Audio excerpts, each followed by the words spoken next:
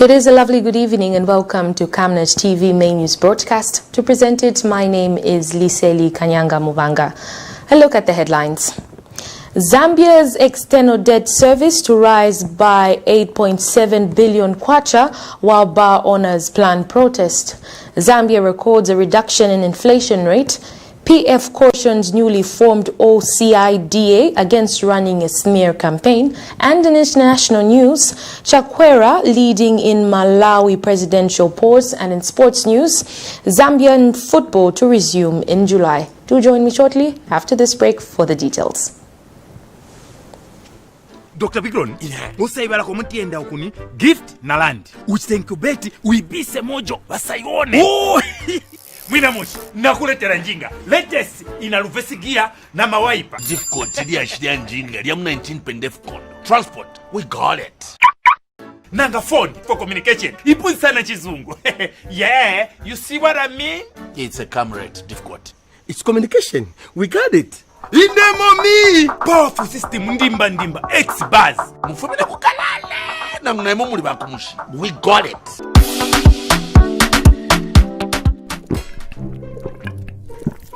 Yo Bigron, utole noleta njemfule mungani.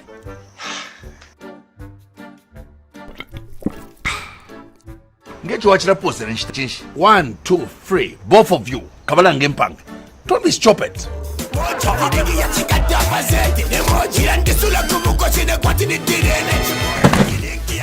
We got it.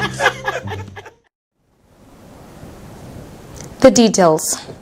While many spend sleepless nights for God to grant them children, those blessed with such gifts are turning them down. A case in point is 37-year-old man of Lusaka, Zambia, who has denied to take responsibility of his triplets. The man has since abandoned his wife at the University Teaching Hospital UTH maternity ward. Namwinga Mwinga has more in the following report. Births in several societal settings have been highly perceived as a blessing. As a result, many people look forward to have them. But in Lusaka, a father decides to refuse to take responsibility. Henry Ngombo, 37, has abandoned his wife and the triplets, all boys at the University Teaching Hospital UTH, on grounds that no one in his family has ever sired triplets. UTH Public Relations Manager Natalie Nashikolo, who confirms the predicament, has told Camnet TV that the triplets, together with their mother, were in good hands. Mrs. Nashikolo further urged members of the public who are willing to extend help to the boys to freely do so at their own goodwill. We have triplets that were born in our hospital a week ago, and they are boys. So the situation on the ground is that the mom, she's a young mom, and she has a partner. The partner came once and saw the babies, and from the information that she gave us was that the man has actually he's not taken responsibility of the children, because what he says that in their family they don't bear triplets, and so this has left her in an awkward situation. But we must say that in spite of that situation, the hospital cares for those children, and they're still in the custody of Women and Newborn Hospital because they are under observation. So at the moment, the woman is here, the children are stable, and she's also okay. The only thing that we've actually brought on board, we've surrounded her ourselves as hospital staff, the nurses on the wards, the social worker, just to give her emotional support. She has, however, announced that a Lusaka-based organization, Twins Plus Foundation, will on Friday, 26th June 2020, donate some items to the abandoned family. And we've actually receiving calls from people who want to help, and they are very welcome to help. Meanwhile, in an interview with Camnet TV, Twins Plus Foundation co-founder and communications director Walusungu Silwea feels disheartened as he is short of words upon receiving the news of a father rejecting his own children. As Twins Plus Foundation, we feel that it is also our responsibility. We've organized ourselves to put up whatever things that we can, or the little thing that we've organized. So very soon we are going to visit the parent, the mother of the triplets. So we're going to extend our hands, and also we will also invite those well-wishers or stakeholders to come on board to partner with us so that we can see how we can help with these abandoned triplets. Mr. Silwea says his foundation would do its best towards the triplets' welfare and appeals to various stakeholders to partner with them. Reporting for Camnet Television in Lusaka, Zambia, Namwinga Mwinga. President Edgar Lungu says Zambia's revenue base is expected to decline by 20.8 billion kwacha due to the reduction in economic activities. The head of state explains that the slowdown in the economy is largely due to the coronavirus. President Lungu has meanwhile told the nation that bars and nightclubs will remain closed not until the cold season is over. He has, however, opened up all international airports in the country in a bid to stimulate economic growth, particularly in the tourism sector. President Lungu said this during his national address update. We have more in this report. Zambian President Edgar Lungu Thursday morning addressed the nation on the impact of the COVID-19 pandemic and contained measures his government is putting in place to mitigate the impact. Make no mistake about it. COVID-19 is real and it remains a very deadly disease. However, economic statistics are not in favor of Zambia, as high huge debt servicing levels continue to swell in view of the coronavirus, which has weakened the local currency, which is the kwacha. External debt service is expected to rise by 8.7 billion kwacha. In addition, COVID-19 related expenditures have continued to increase in government spending. According to President Lungu, Zambia's revenues are also expected to drop, while expenditure is expected to rise, putting the country in more economic trouble. The impact of COVID-19 is beginning to manifest fully as follows. 1. Revenues will be lower by 20.8 billion kwacha, arising from a general reduction in economic activity, loss of expected revenue, and tax relief measures administered as a result of COVID-19. Government spending in 2020 is expected to rise by approximately 20 billion kwacha due to the depreciation of the kwacha, which has in turn raised external debt payments and other foreign-based expenditures. On the fate of bars and nightclubs, President Edgar Lungu maintains that loudspeakers remain mute while the flashlights remain dim. We need to be cautious when it comes to easing up any restrictions, lest we risk the spike in the number of COVID-19 cases. In view of this, bars and nightclubs will remain closed until the weather conditions are favorable and special and specific guidelines for this subsector are devised and put in place. He also had a message for the youths. I implore the Zambian youth to take keen interest in participating and profiting from different empowerment initiatives my government is putting in place, instead of protesting in the bush and taking pride in how many views of their protests were seen on social media. The Zambian youth I long to see is one that is taking the initiative. The head of state has meanwhile opened up all international airports to stimulate economic growth through the tourism sector. In the last 24 hours, Zambia has recorded 8 more positive COVID-19 cases, bringing the cumulative number to 1,497, with 18 recorded COVID-19 related deaths, while 1,223 patients have recovered from the disease. Kalan Uchima reporting.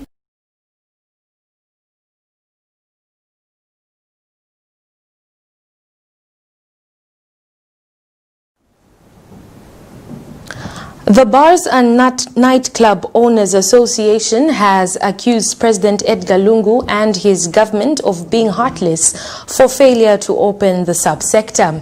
Association Secretary General Edmond Lifwekelo says President Lungu and his government are punishing people by continued closure of their source of income. Mr. Lifwekelo has since disclosed that the association is planning to hold a peaceful demonstration to force government to open up the sector. We have more in this report. Expectations were high amongst bar and nightclub owners following President Lungu's national address. On this day, bar and nightclub owners thought President Lungu would announce the reopening of bars.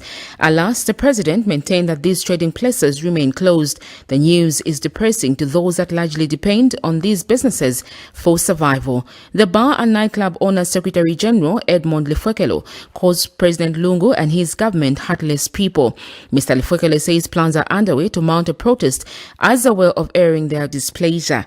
Mr. Lifwekelo further says government needs to provide a bailout package to help the associate members resuscitate their businesses after the COVID-19. Bars and nightclubs will remain closed. We are quite disappointed with the president's speech today because, of course, that's not what we expected. And I think we'll call it, that I think it's heartless. As a parent, this is not what I expected from him, because we thought that maybe even if they intended to continue keeping us close, they should have provided some incentives for us, like a bailout package, sort of like a relief for us. Because you see, we have been closed for more than 3 months right now, so we can't continue to be told, can you be patient? For how long are we going to be patient? So, this is quite heartless, and I think as an association, I'm just coming out from an emergency meeting right now where we said we are not going to take this action, I think, anymore, because I think we are being punished. We are being treated as foreigners in our own country. So right now, as a Bars and Nightclubs Owner Association of Zambia, we've made a decision right now. We are writing to the Inspector General of Police, informing him of our decisions to hold peaceful protests across the country on a date to be communicated sometime next week.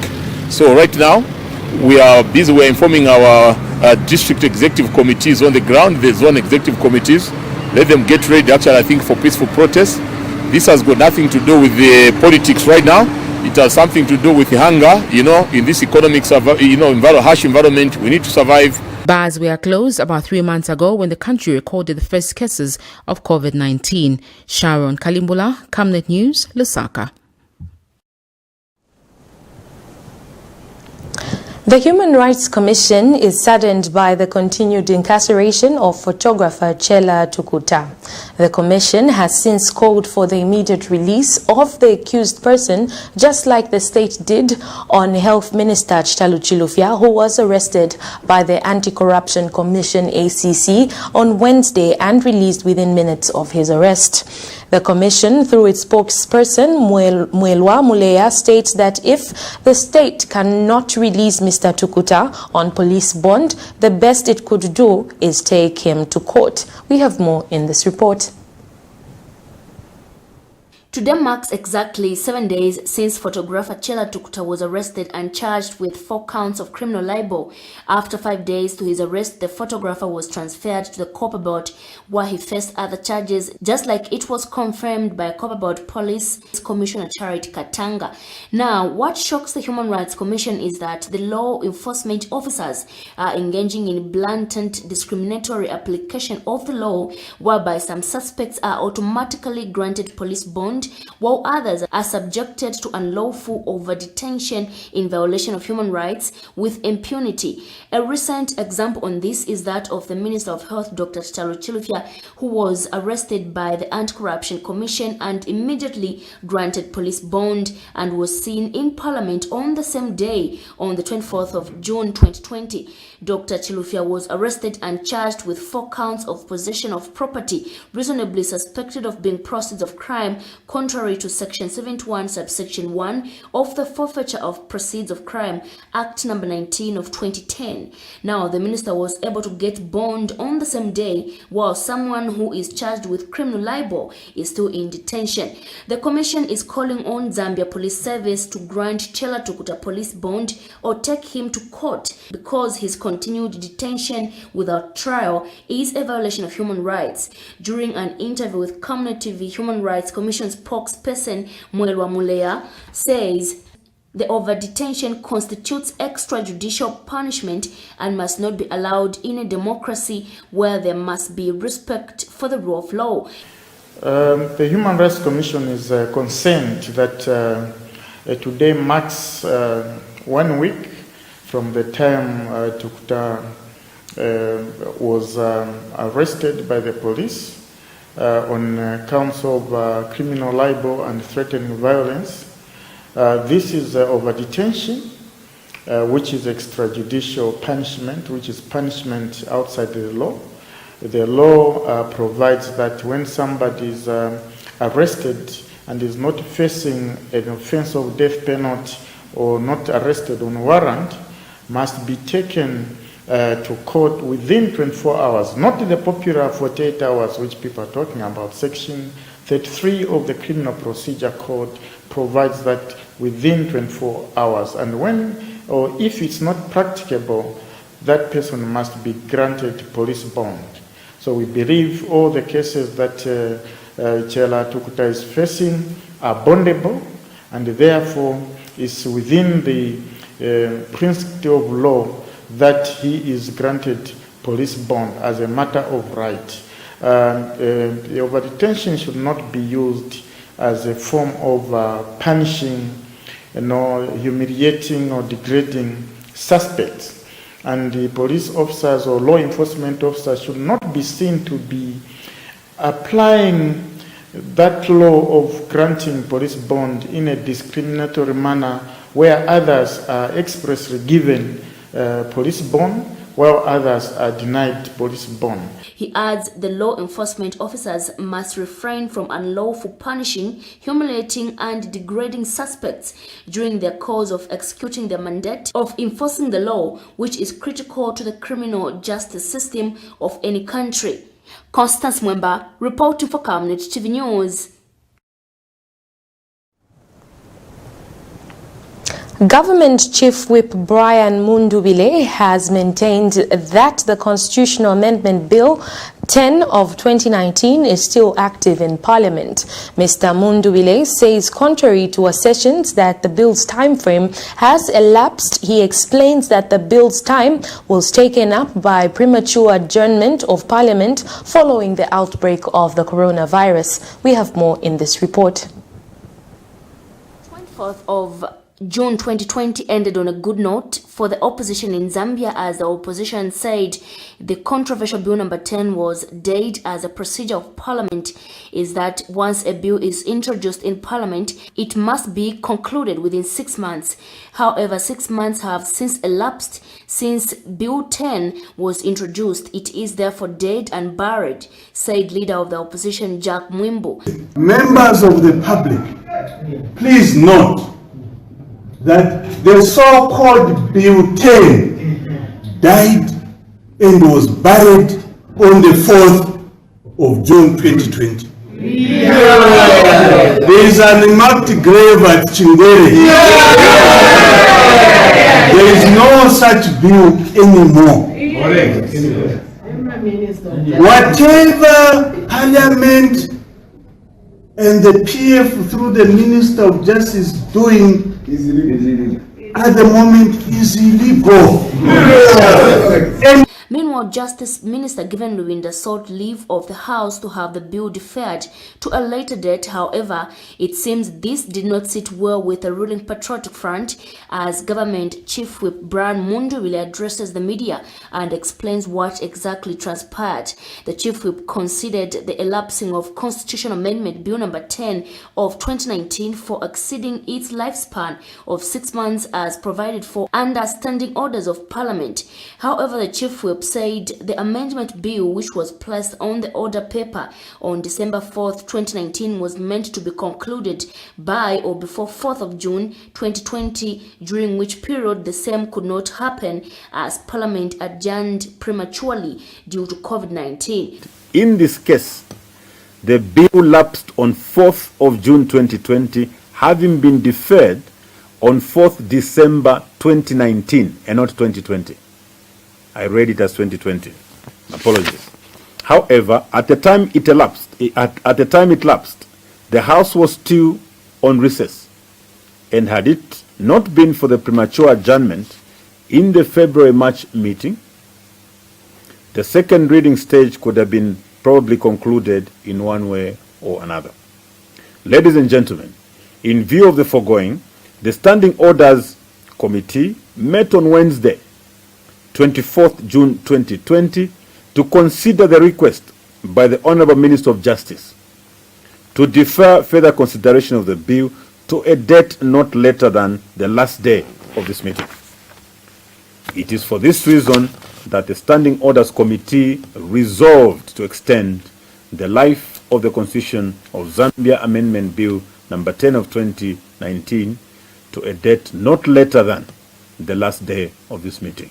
The Chief Whip further said he is confident the bill will be passed as the amendment of the Constitution does not depend on an individual's disapproval. He says most of the clauses in the bill were agreed upon by everybody who attended the Siavonga meeting. Mr. Mundubule says at the point the bill elapsed, the House was in recess, and had it not been for the adjournment in February to March meeting, the second reading stage would be probably concluded in one way or another. Costas Mwemba reporting for Camnet TV News, Lusaka. Zambia's annual inflation rate has dropped the highest in over a year owing to the reduction in the prices of food items. Zambia's Statistics Agency Interim Statistician General Mulenga Musepa announced Thursday that inflation rate slowed down by 0.7% from 16.6% recorded in May to 15.9% this month. Mr. Musepa further explains that food inflation has decreased to 16.3% in June compared to 17.5% recorded last month. We have more in this report. What is inflation? Many would ask. Inflation is a sustained increase in general price levels of goods and services in an economy over a period of time, mainly caused by the devaluation of a country's currency. Since March of 2019, Zambia has witnessed a sharp rise in its annual inflation rate, surging above the central bank's target bond of 8%. But this month, the country's annual inflation rate has recorded a slight decline for the first time in over a year. Inflation during the month under review slowed down to 15.9% from 16.6% reported in May. The slowdown was mainly on account of the fall in most of the food prices. We had food inflation decreasing to 16.3% from 17.5%, and the decline in food inflation was largely explained by the fall or slowdown in price increases of maize products and fish products. Basically, we recorded a moderation in price increases for roller meal and dried breams, carpentas, and both fresh and dried carpenta.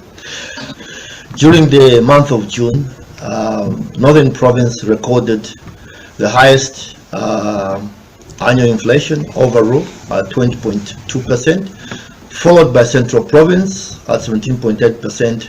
The Eastern had the lowest inflation at 11.8%. Meanwhile, despite the mining sector indicating that it suffered an alarming 30% drop in revenue over a 3-month period due to the deep impact of the COVID-19 pandemic on the mining finances, Zambia has for the second month recorded a trade surplus valued at 3,843.4 million kwacha in the month of May 2020 from 2,231.6 million kwacha trade surplus recorded in April of 2020, indicating a 72.2% increase. This trade surplus means that the country exported more than it imported in nominal terms, despite the threats caused by the coronavirus pandemic. Zambia recorded an increase in total trade of 10.1%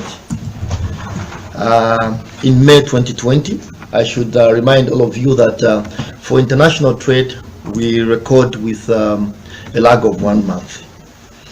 In terms of the total trade from January to May, this also increased by 5.5%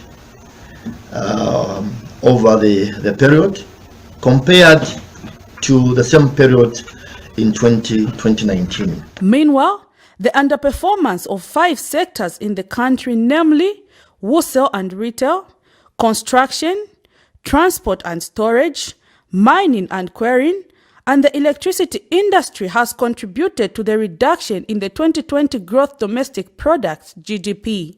So what we are reporting here is that in the fourth quarter of 2019, GDP grew by 0.2%. And this is far lower than 2.5% recorded in the fourth quarter of 2018. So the preliminary annual GDP for 2019 was recorded at 1.4% compared to 4% in 2018. Reporting for Camnet TV News, Prudence Tota in Lusaka.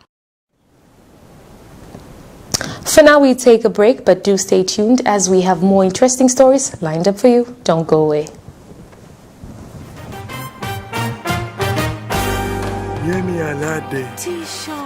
Can I have that meal over there? And I really want that crisp, fresh apple taste from the garden.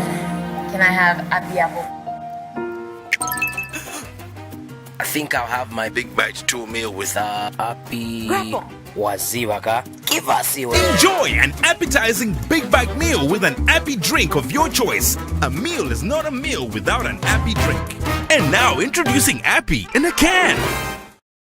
To increase sales of your products and services, advertise on Camnet TV. Reach your clients and target markets directly and see your business grow. For special rates, you can contact our marketing department on 0955 664 305 or 0978 290 626. Camnet TV. Not just another channel. Welcome back. We continue with the news.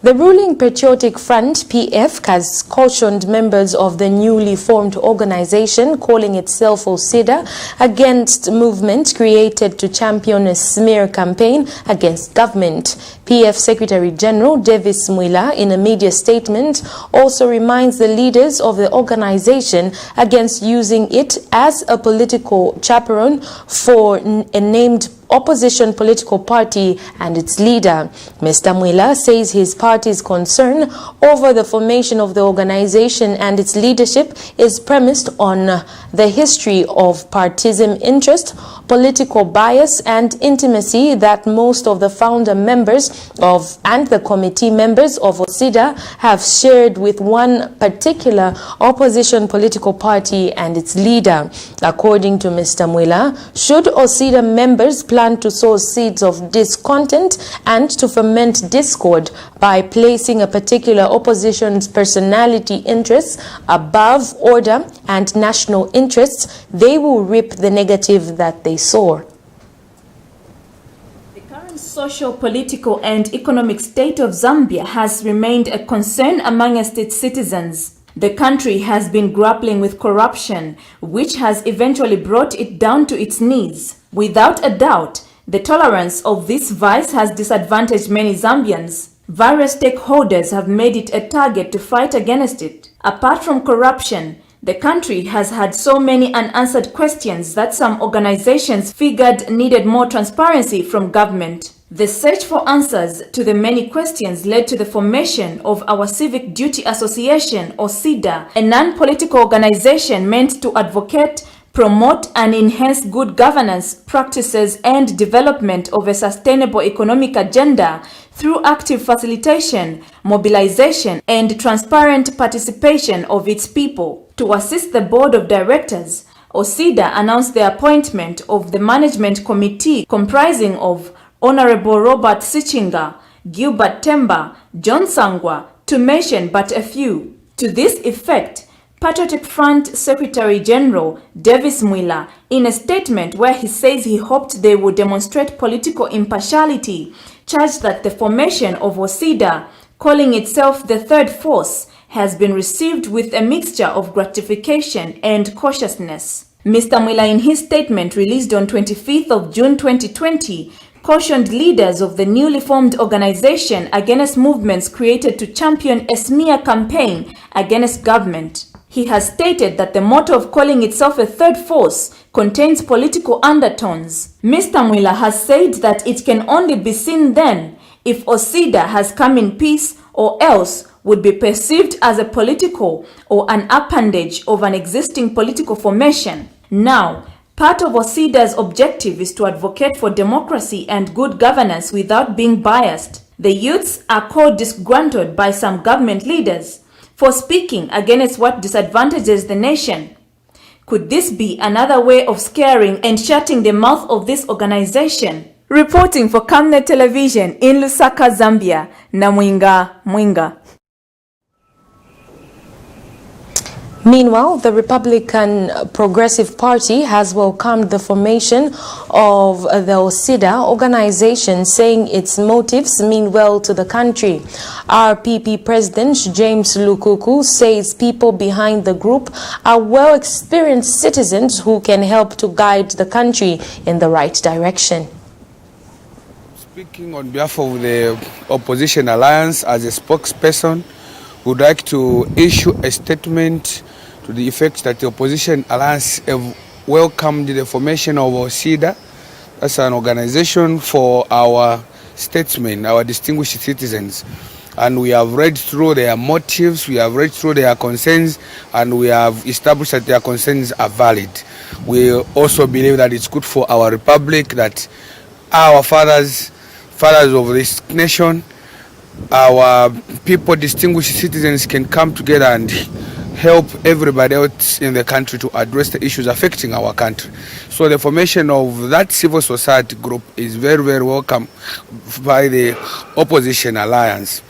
And we would like to also believe that the time for Bill 10, as stipulated by the Constitution, has elapsed, and so Bill 10, as it stands for now, it's now in void, and we agree with the chairman for legal of the UPND, Honorable Jack Mwimbo, that have stated that there is no need anymore whatsoever for us to talk about Bill 10, because the 6 months provision, constitutional provision of a bill has elapsed. So that makes it makes that bill invalid. It's an invalid bill as things stands for now, and we can advise those that are advocating for that particular bill to either formulate another process, come up with a different bill.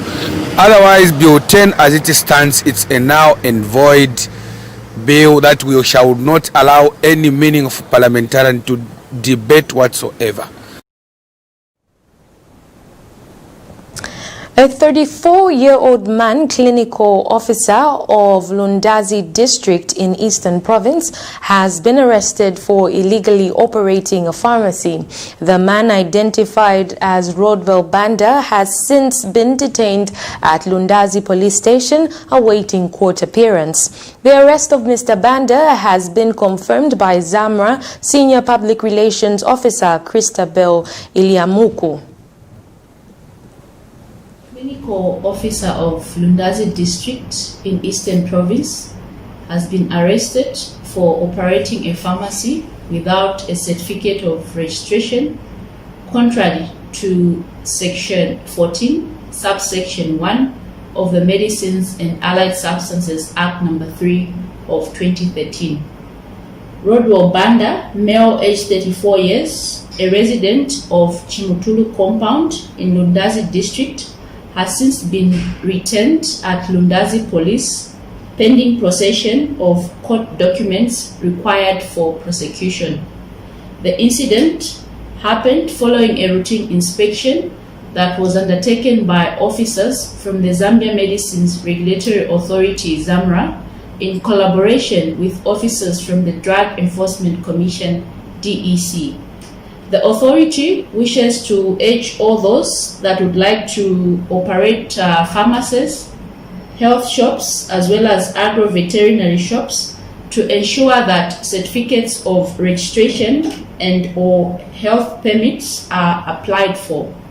This is very important in safeguarding public and animal health by ensuring that only certified health facilities that meet the set requirements, guidelines and standards are in operation.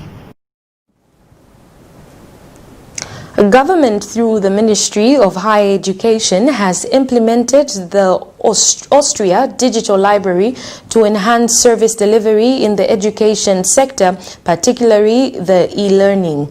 The e-library is expected to be accessible on both online and offline platforms. Higher Education Assistant Director Khadija Sakala has meanwhile encouraged learners to fully utilize the platform. We have more in this report. Amidst the struggle of COVID-19, a worldwide pandemic, the education sector has been quite affected in Zambia. Following the latter impromptu closure of all schools in the country in view of preserving the student lives, the Ministry of Education was prompted to make use of e-learning to help the students continue with their learning.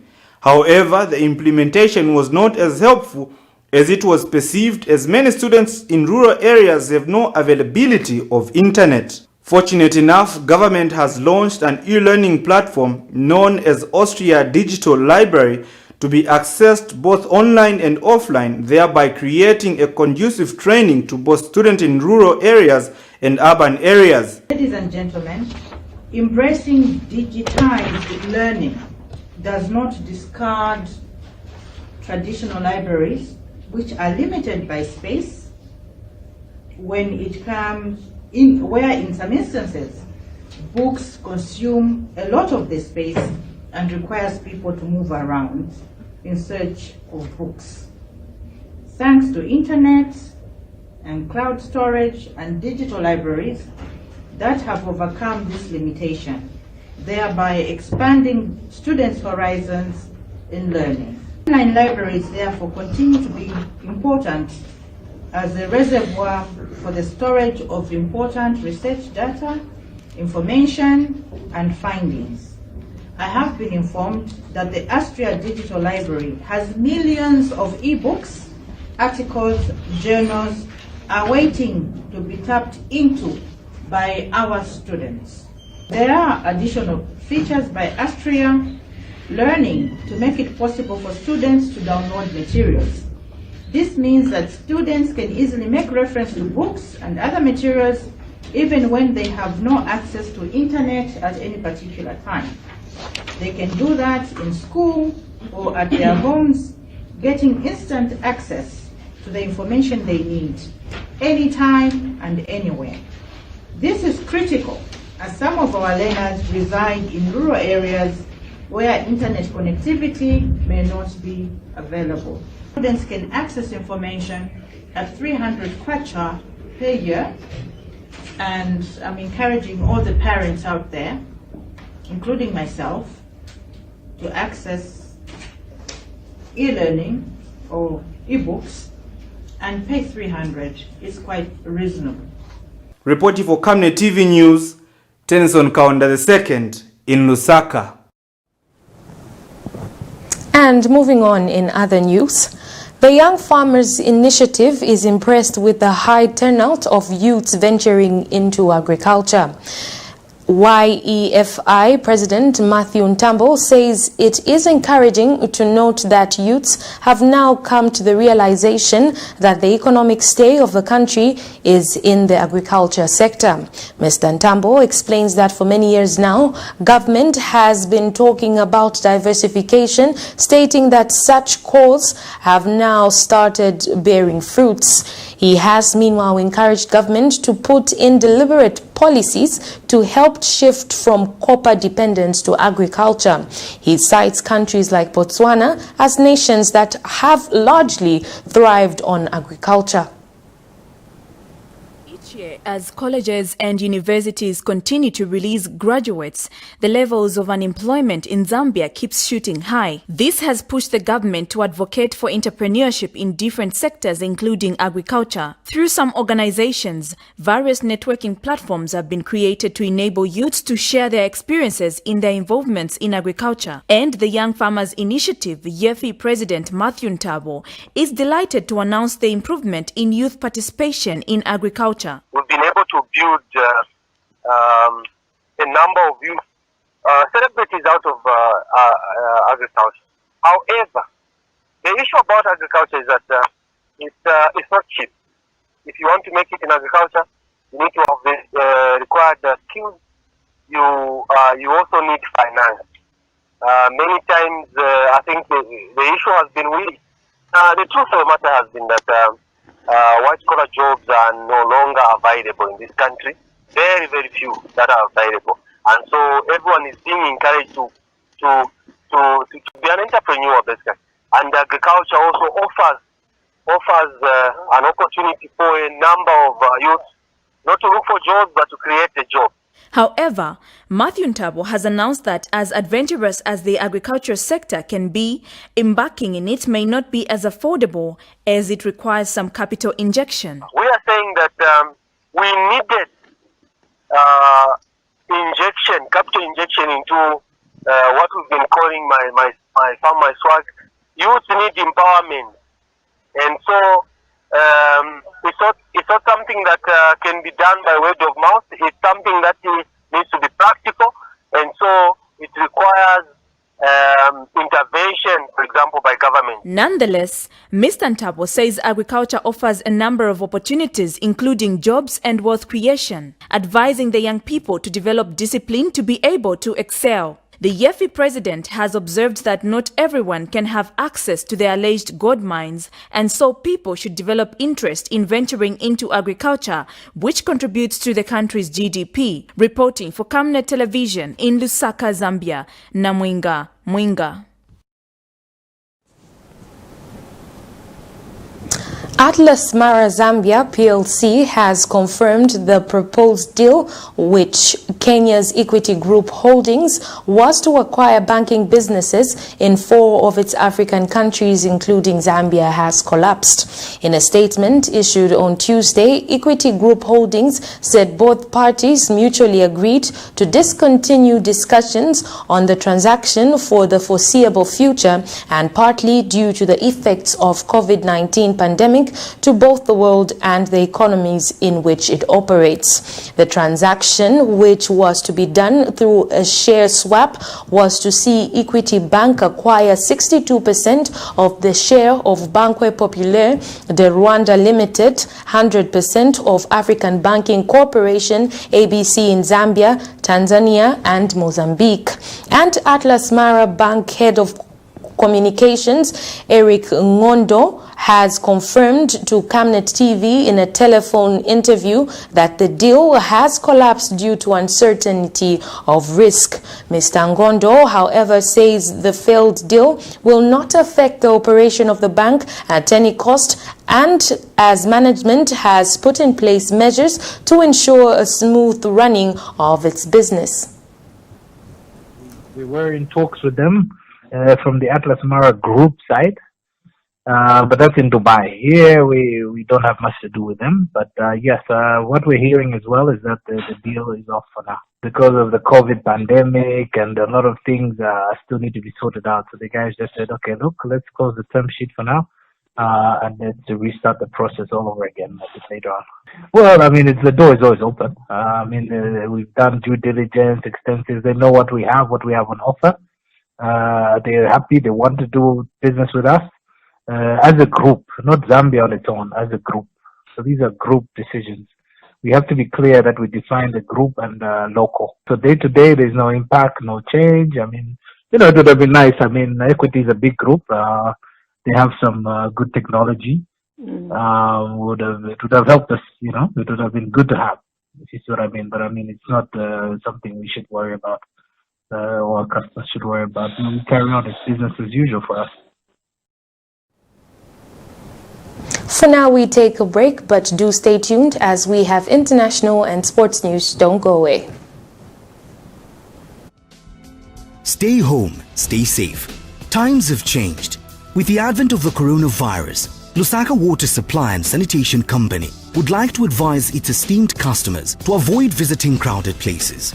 You don't have to move to pay your water bill. You can do it in the convenience of your home.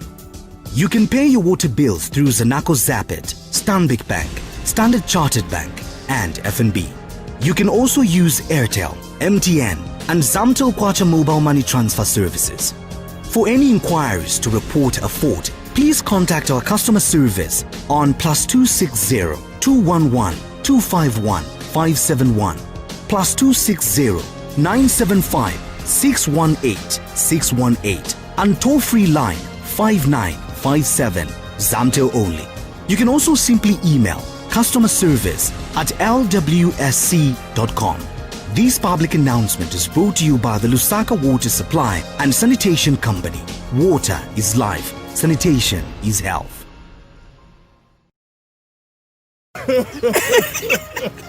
You know I can take her a bit. Yes, my dear. I was thinking of getting you a Bugatti on your birthday. Really? I'm quiet. My name is Yana.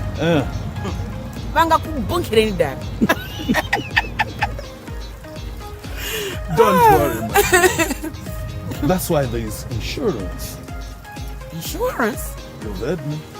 Not just any kind of insurance, but Savenda General Insurance, a company that offers superior customer service, highly professional and dedicated staff. We are not just any insurance company, but an insurance company that actually pays our claims. We cover, among others, fire, marine, aviation, engineering, agriculture, motor vehicle, and miscellaneous insurance. So, live life to the full, knowing that Savenda General Insurance has got you covered. Savenda General Insurance. Insurance excellence.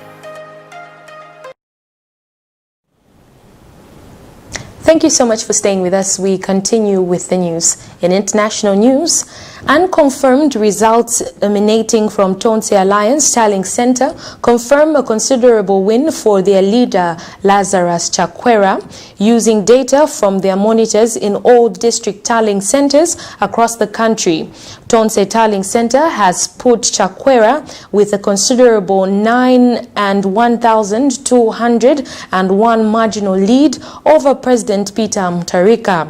Their national figures show Chakwera soaring with 2,373,317 voters, representing 61.3% over Mutharika's 1,472,108, representing 38.1%. Meanwhile, President Mutharika's special assistant for press and public relations, Justice Mponda, has congratulated the president-elect, saying Mr. Chakwera and his running mate had put up a spirited fight. Former Malawi President Joyce Banda earlier in the day physically went to congratulate Mr. Chakwera for being elected Malawi's next president. And local government minister Ben Piri has resigned from his ministerial position. Mr. Piri bid farewell to staff early this morning and extended best wishes to his successor. And moving on in sports news, President Edgar Lungu has announced that football games in Zambia are expected to begin in July 2020. The head of state says this development follows wide consultation with relevant stakeholders. President Lungu has meanwhile stated that the resumption of games will see strict inspectors of all stadia and other facilities by the Ministry of Health and other line ministries. Government suspended all sporting activities 3 months when the coronavirus broke out in the country. Guidelines for all sport disciplines to follow as they consider training sport activities have been developed. They include the following, but are not limited to.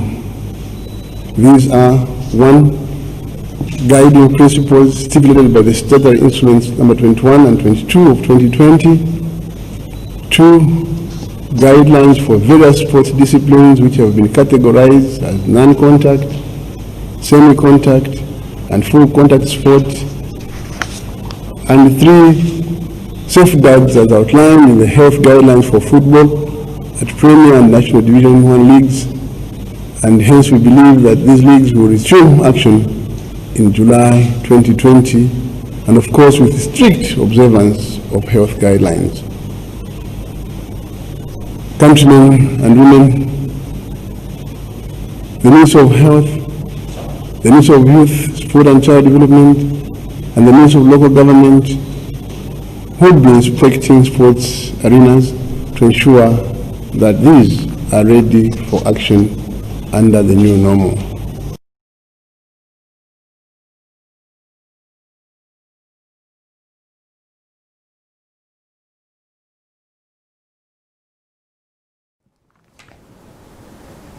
That sports item brings us to the end of the Camnet TV main news broadcast. But before we go, a look at the headlines once again. Zambia's external debt service to rise by 8.7 billion kwacha while bar owners plan protest. Zambia records a reduction in inflation rate. PF cautions newly formed Osida against running a smear campaign. And in international news, Chakwera leading in Malawi presidential polls. And in sports news, Zambian football to resume in July. The Camnet World News verse of the day is coming from the book of Revelation 22 verse 11, and it reads, "Let the one who does wrong still do wrong, and the one who is filthy still be filthy, and let the one who is righteous still practice righteousness, and the one who is holy still keep himself holy. And behold, I am coming quickly, and my reward is with me to give to everyone according to his work." That brings us to the end of the main news broadcast. I have been your anchor, Liseli Kanyanga Mubanga. God bless.